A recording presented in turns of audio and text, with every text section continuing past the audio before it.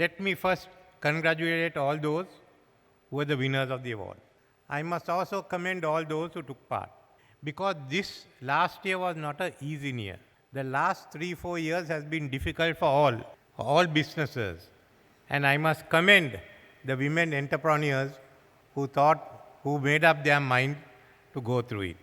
This year will be about the first year with positive growth, 4 years. We've had a drop in our GDPs. We have gone down as much as 7%, and we have not yet come to the GDP of 2018. That will take another year or two. We just turned the corner in the last 2 quarters of last year. This is the first year we expect positive growth. It has not been easy. It has been difficult. We had to make many adjustments. We were living beyond our means. And all of you in business know what happens. So now we have to live within our means, which means that we cannot print money or borrow from the banks. So the only option then was to raise revenue. And that was a difficult period to put the VAT increase it in January, which is the most difficult year. But it is paying its way, it's paying rewards, because our whole intention is to strengthen the rupee and certainly drop the rate of inflation and therefore the rate of interest. So we will have to travel on this. There is no going back to the old period. We have to build a new economy. We have to undergo economic transformation, which means we are leaner, but we are also meaner. And we also have to become highly competitive and export-oriented. So it's in this atmosphere, in this background, that all competed and succeeded. But in this period, there were also many who lost out. And we must help all those who are capable of rising again. This is why we've declared a moratorium on Parata execution till end of the year. Let's see what we can do and how all your associations can help the members. But since it's a new economy, it's a new beginning. We want to see many more women entrepreneurs. In fact, we want to see many more women in the workforce. We can't be satisfied with the number of women who are in the workforce. We have to increase it. So your association has a part in it by promoting women entrepreneurs, who in turn will ensure that more women are employed. The self-employed. So the government's policies, therefore, will be to promote a larger participation of women in the workforce. We have to do it. As time goes on, as our population growth is leveling out, the only way that you can increase or sustain your labor force is to ensure that more women participate. So these are some of the principles which are guiding us in building a new economy. To ensure transformation of the economy, a digital economy, a green economy, ensure we meet our net zero targets. It will be a completely different economy. But in that, there are many ventures which are open to women entrepreneurs. Small, medium and large, like to say. One is tourism. It's booming.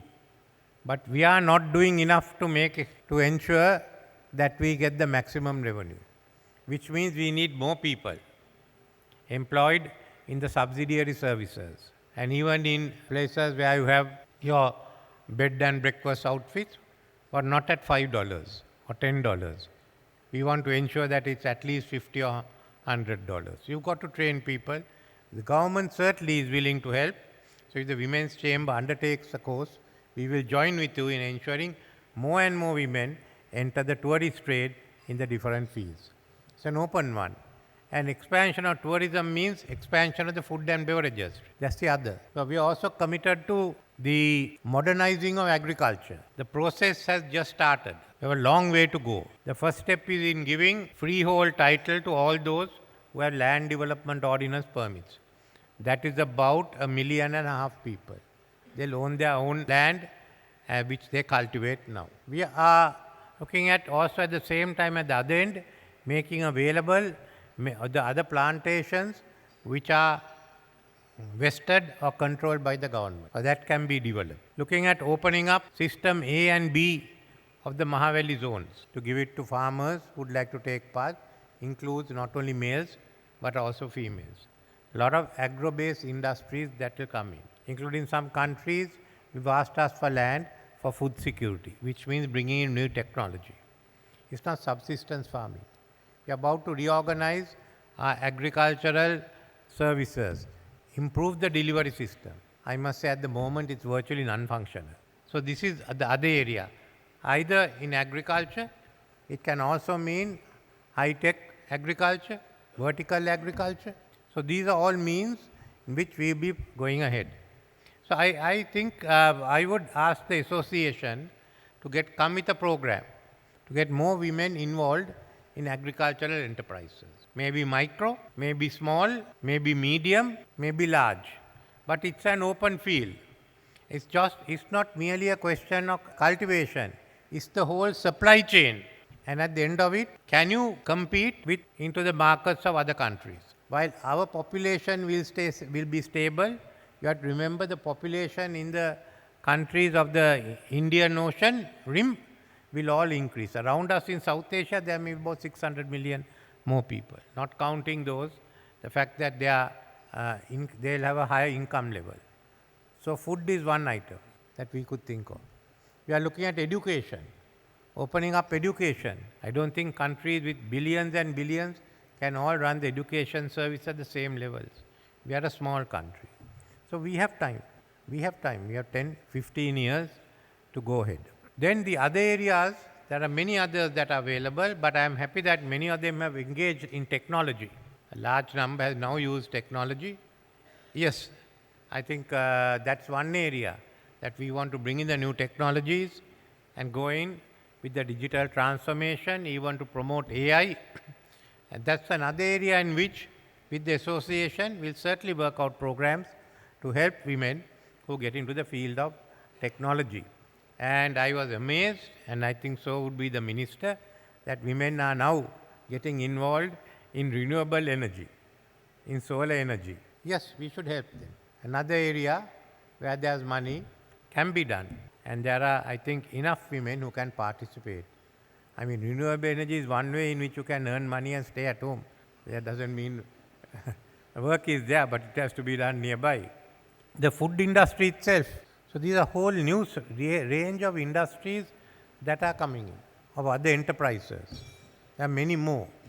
So we'd like the association, the chamber, to join us and see how we can get women, promote women to get more involved in entrepreneurship and also in training people for employment. That's another area. While we do this and we are promoting the economy, promoting more women being involved, we are also looking at the empowerment of women. At the moment, the cabinet has finalized the Women's Empowerment Bill.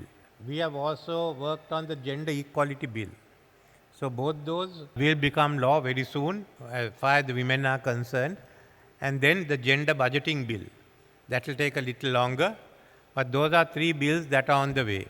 Outside your area of commerce, of course, we still have to have discussions and finalize the new legislation on violence against women, so to modernize the system. So these are some of the areas while the government would like to see more and more women participate in the field of enterprise, we will also be bringing around the legislative changes. And I must say, this was done by all of us. I met the women parliamentarians. They have formed what's called the Women's Caucus in Parliament. And I said, these are about women. These are the topics, kindly give me the draft laws. So they sat, they had hearings, that of course is normal. And at the end of it, they have produced the reports. So I must commend all the members of the Women's Caucus, starting from Dr. Fernando Pulle, who irrespective of political parties got together for the betterment of the women. I wish the male leaders will also do that. Unfortunately, I've asked them many times, join us. We have to go to a new economic framework. We can go back. And remember, we have to give assurances to the IMF and about 30 creditors, which we cannot break. You can't go back on it. If you go back on it, they will withdraw the support. So I've been telling them, let's all get together and agree on how we open up the economy. Then it doesn't matter who wins, who loses. The system is the same. And if you want, you can ignore the politicians and go ahead and do your business. But unlike the women MPs, the male MPs have not yet seen census. So I'll have to ask Dr. Fernando Pulle and others to go and tell all those leaders, look, we got together, we have resolved the issues, let's get together and resolve the country's issues. So anyway, I don't want to take any more of your time talking about what the males in the opposition are doing. You see it every day on TV. Nevertheless, I'd like to thank the Chamber for having invited me and wish you all the best in your endeavors.